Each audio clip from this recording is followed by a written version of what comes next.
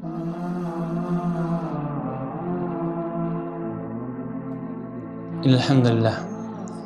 الحمد لله نحمده ونستعينه ونستغفره ونعوذ بالله من شرور أنفسنا وسيئات أعمالنا من يهده الله فلا مضل له ومن يضلل فلا هادي له وأشهد أن لا إله إلا الله وحده لا شريك له وأشهد أن نبينا محمد عبده ورسوله أدى الأمانة ونصح الأمة وجاهد في الله حق جهاد عليه الصلاة والسلام.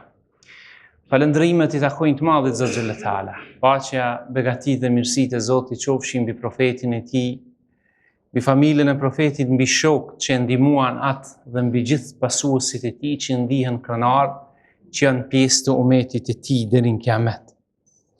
Të dashur vëllezër besimtar, sot kemi përzgjedh një prej lutjeve të shumta në Kur'an.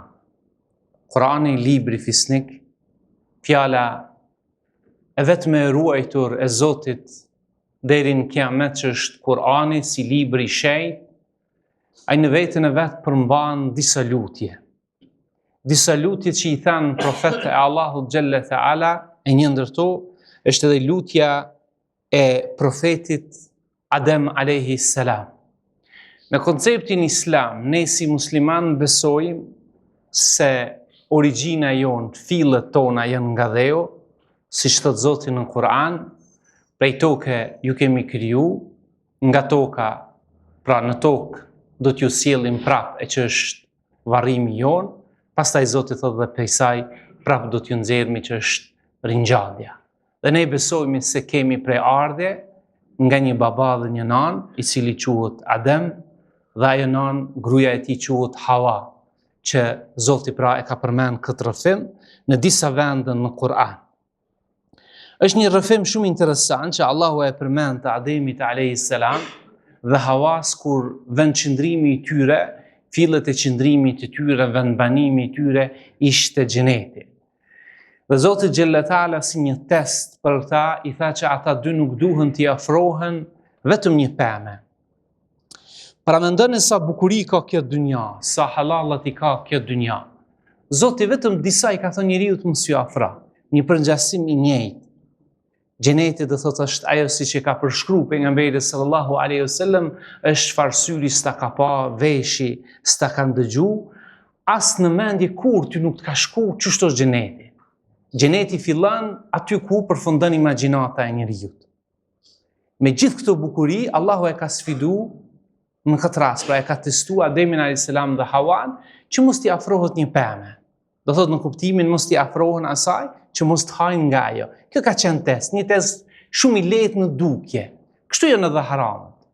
Në këtë jetë janë disa zona që Zoti thotë njeriu të sfidoje veten mos ju afro. Lej për hir Zotit, thuj për hir të Allahut, nuk më bë këtë haram. Ato janë pak. Në pije është alkooli, në ushqime është mishi I derrit dhe në marrëdhënie ndërnjerëzore në shitblerje është kamata. Që të njihen pra haramat të mëdha. Pastaj me mia e me qindra pije e ushqime, Allahu xhalla taala I kalon halal për njeriu. Pasi afrohen pemës, pra zonës së ndaluar, ata e bëjnë një hap të duhur, të mençur, e që kjo është mësim për neve. Pra, është bërë gabimi, dhe me njëherë që është bërë gabimi, ata që kanë bë, ata e kanë pranu gabimin e tyre. Por, gabimi e lidh njeriu me gabim tjetër, si thot Ibn Qayyimi, hoxha I madh Ibn Qayyimi, se gjunahi gabim është, ka thonë sikur hallkat e zinxhirit, e cila lidhet njëna pas tjetrës. Sa njeriu arrin deri tek vrasja, deri tek krimi, si rezultat I zinxhirit të gabimeve të tij. Se sikur ti shnal të gabimi I parë, për mi gjithë zgjidhja e tij, ai nuk do të vinte deri tek fundi kur përfundon gjithçka. Pra njeriu kur bie në gabim, duhet me tregu një mençuri dhe duhet më u kthy udhëzimeve të Zotit se si me dal nga ajo zonë, nga ajo kurth ku ai ka ra. Dhe Allahu e përshkruan lutjen e tyre ku than ata dy, në këtë rast Ademi dhe Hawa, Rabbena zalamna anfusana wa in lam taghfir lana wa tarhamna lanakunanna min al-khasirin. O Zoti jo, ne I bëm padrejsi vetës sonë. Thot, unë e kom bo gabimin, kërkush si ka fajet për gabimin tem. Kjo është mençuria e njeriut. Kur I merr dizginat e jetës vetë, nuk ja drejton gishtin askujt, por ai I merr çdo gabim në jetë që ka bërë, çdo hap, ato I merr si barë dhe përgjegjësi që janë vetëm tuat. Dhe thanë, Rabbena zalamna, ne I bëm padrejti kujt? Vetës sonë këtë rast. Sepse në konceptin islam, çdo gjunah që e bëmi është një padrejti që ja vendosmi veten. Nëse nuk e largohemi gjunahin nga vetja, me istikfar, me pendim të Zotit, ky gjunah pastaj sjell pasojat në jetë që I ndjejmë dhe I shijojmë të gjithë secili në formën e vet. Pastaj I thanë Zotit, nëse ti nuk na fal këtë gjunah dhe nuk na mëshiron, ne do të jemi nga të humburit. Se e dinin sepse ky gjunah do t'i sjell pasoja më vonë. Këto janë fjalë që Ademi a.s. dhe Hawaja, pra gruaja e tij, I morën nga Zoti. Pra ata I kishin marrë udhëzimet nga Zoti dhe I u kthyn udhëzimet të Zotit në këtë rast, sepse kishin qenë të inspiruar se muslimani, besimtari, kur e bën I gabim, ai I kthehet Zot të vet. Dhe e dinin se vetëm Zoti e pranon gabimin, jo dikush tjetër. Nuk I shlyn mëkatet në konceptin islam askush tjetër, poshtë Zotit tonë. Ne nuk kemi nevojë mi u rrëfy asnjë krijesë, kush do qoftë ai mbi rrezullin të kësor, përveç kemi nevojë mi u rrëfy Zotit tonë, mi thonë o Zot më fal, se unë gabova sot. E bona këtë gabim. Kjo është ajo edukat që e mëson muslimani prej fesë së tij. Ajo çka ishte derti tyre, ishte se ata kishin bërë atë që Zoti u kishte ndaluar duke e dëmtuar veten për këtë mëkat. Dhe pastaj do të pasojat. Ky është derti I tyre. Pastaj ata ju lutën Zotit që t'i falte duke u afshir pasojat dhe ndëshkimin e mëkatit. Është shumë e rëndësishme pra. Zoti ka mundësi që njeriu me fal, por pasojat e mëkatit më mbet, sepse mëkati I ka dy pasoja. Një faturë e pagumi në këtë botë dhe një faturë e pagumi në botën tjetër. Por këta e lutën Zotin që thanë o Zot, fal na gjunahin, po dhe pasojat e tij largoj pe ne. Mos le gjurmë na gjuna. Sepse nëse ndodh që Allahu me fal dikuna gabimin në këtë botë, por ndodh që pasojën e gjunahit Zoti s'ja ka fshi. Dhe çka bën, çfarë rezultati vije ajo? Vije që ne mundemi mu poshtru, mu poshtru për shkak gjunahit tonë. Po ne lutemi në Allahun për magfiret edhe për mëshirë. Magfireti Allahut është kur Allahu na I fal dhe na I mbulon atë gabim. Nuk jep çasti kërkujt Zoti, as këtë botë, as në botën tjetër. Për ata, Zoti jon e ka një emër që quhet Zoti jon është bujar, është kerim, është fisnik. Dhe bujaria e tij e bën që ai do të thotë na I mbulon në vazhdimsi gjunahet ne si krijesa e tij që I bëmi. Është emri I Zotit Sitir. Pra Sitir është kur Allahu me sitrin e tij, me mbulesën e tij, na I mbulon të këqijat dhe gabimet tona, siç tha Salman el Farisiu, sikur Zoti ti lënte erë gjunahit, askush nuk do të rrinte në këtë botë afër njëri tjetrit.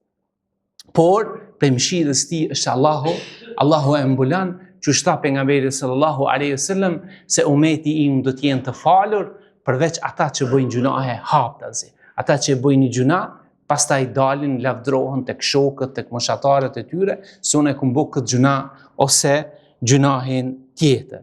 Andaj të nderuar vëllezër besimtar, kush I ngjan Ademit alayhis salam duke pranuar falje, duke kërkuar falje, duke u penduar dhe duke heqë dorë nga mëkati, Zoti e zgjedh dhe udhëzon.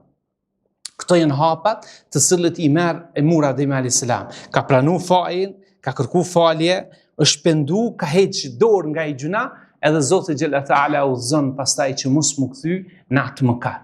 E kundërta asaj, kush tregon krenetësinë, pra qëndron në gabimin, pastaj mundohet gabimin me fshi me një gabim tjetër, me bëu edhe një gjuna tjetër. E shihni rastin më misterial misterioz që ka qenë në Kosovë, ka qenë vrasja asaj grujes nga dora e burrit të saj. Emrat e përveçshëm nuk ka nevojë mi përmend, por si fenomen. Dhe krejt janë të bindur edhe njerëz ekspertë krejt se ai ka ardhur deri në fund për shkak disa gabimeve që ka pas në jetën e tij dhe ka menduar se çdo hap tjetër që ka marrë ka qenë më i rrezikshëm se ai gabimi tjetër. Njeriu mundet me hyrë bargj, mundet me lëndu dikan, mundet, por duhet me shiku dhe me konsultu me njerëz të mençur se si me dalë prej kësaj situate. Jo me shku dhe me ndjek hapat e djallit ku ai na çon dhe thot në ato pista të cilët fundi jon është tepër i dhëmshëm. Kur fundi jon përfundon dhe thot me një kapitull, qoftë me një burg të përjetshëm në sistemin ton që është maksimumi që mundet me marrë dënimin, e maksimumi të Zotit në sistemin e Zotit është, Allahu ka thonë, o fil qisasi hayatin ya ulil albab. Në qisas ka jetë për njerëzit e mençur. E qisasi është veshi për vesh, syri për sy, jeta për jetë. E ke mbyt dikan, ke mu mbyt edhe te. Kjo është qisasi në ligjin e Zotit. Dhe kjo është më e mira, sepse përfundon një jeta vetë dhe ne të tjerët që jemi gjallë si krijesat Allahut, i hapmin syt shumë mirë për me ngrit në dorë ndaj një krijesës të papajshme, kushdo qoftë ai, të nderuar vëllezër besimtar. Lutjet të gjitha që janë në Kur'an që Zoti i ka përmend, ose profeti Muhammed sallallahu alaihi wasallam janë lutje të pranuara nga Zoti xhella taala. Dhe besimtari është i thirrur që ti mësoj këtë lutje dhe kur ta lut Zotin me me ato lutje për të cilat pejgamberët e Allahut xhella taala e lutën Zotin. Dhe për fund në pika shumë të shkurta, dobit nga kësaj lutje është pranimi i mëkatit, është fillim i pendimit, siç u pa tek Ademi alayhis salam kur thanë Zoti ynë i kemi bë padrejtësi zullëm vetes son. Pendimi i sinqert shoqërohet me lutje për mëshirë dhe falje. Kur pendohesh tek Zoti, duhesh pra ta shoqërosh atë edhe me lutje për magfiret, për fale dhe për mëshirë ndaj anës së Allahut, kur thanë Zoti jon, nëse ti nuk na fal, nuk na mëshiron, ne do të jemi nga të humbrit. Prej dobive që kanë përmend dietarët nga lutja e Ademit alayhis salam është mos u mashtron nga këshillat e gabuara. Shpesh herë në jetë dashur të me, rënja ndodhi kur u besohet një betimi të rreshëm, ai është një shejtan. Pra njeriu i cili të këshillon gabimisht në jetën tënde dhe pra të nxit kundër dikujt tjetër në hakmarrje, të nxit me bë edhe një gabim më të madh se e ke bë dije se ai është një shejtan me fytyrë njeriu i cili është paraqit tek ti në formën e këshilltarit, por ti mos i merr këshillat e tij, siç ishte paraqit edhe shejtani për pran Ademit alayhis salam dhe Hawas, që Allahu e tregon më vonë në Kur'an kur ai ja kishte hijeshu këtë pemë dhe i kishte josh dal gadal derisa ata arritën tek pema. Prej dobive të lutjes është kujdesi ndaj vezvesës të shejtanit, sepse ajo është një ndër gjërat më të rrezikshme që njeriu arrin deri tek e keqja. Jeta në tokë është test, jo dënim absolut, sepse zbritja në tokë përfshiu edhe mëshirën e Zotit. Allahu i siguroi vend banim e furnizoi krijesën pra Ademin alayhis salam deri në një kohë të pacaktuar që është pra Kiameti dhe e boni më këmbës të tokë atë dhe bijtë e tij që do të vinë, që erdhën pas tij. Dhe e fundit Kurani u drejtohet bijve të Ademit me mëshirë dhe kujtesë, që çdo herë duhet ta kujtojnë baban e tyre kur ata bëjnë ndonjë gabim të cilët nuk i ka hije me bën njeriu dhe ta dinë se çdo gabim i cili e bën njeriu në këtë jetë, përderisa është gjallë, ka derë qelë dhe dera e Zotit nuk mshilet asnjëherë, ka thënë profeti sallallahu alaihi wasallam, dera e pendimit është e qelë për besimtarin, përderisa shpirti nuk ka ardhur deri në fytyn e tij, deri tek gargara. Këto janë momentet e fundit jetës. Në këto momente atëherë nuk bën dobi njeriu as pendimi dhe këto janë mundësi që gjithë së bashku të reflektoj me lutjen që e bëne Ademi alayhis salam, o Zoti jon, e kemi bo vetvetes padrejsi, nëse ti nuk na fal dhe nuk na mëshiron, atëherë ne do të jemi prej të humbur. E lutmi Allah xhella taala në këtë ditë xumaja që Allahu të na udhëzon ka është e mira, na bën syqel, na bën Zoti prej atyre që dimi vetë fillimisht mu ruajt prej gabimeve dhe gjunave, pastaj i mësomi njerëz e shtëpisë, njerëz të antarëve të fëmijët e tonë, gratë, motrat, prind, vëllezërit, motrat, pastaj edhe gjithë vëllezërit besimtarë, se si të ruhen nga e keqja, si të ruhen nga pasojat e gjunave dhe i mësomi ata, i udhëzomi ata që duhen të drejtohen tek Zoti me magfiret edhe me pendim, që Allahu të na ruan nga sherrri i gjunave tona në këtë jetë dhe në botën tjetër.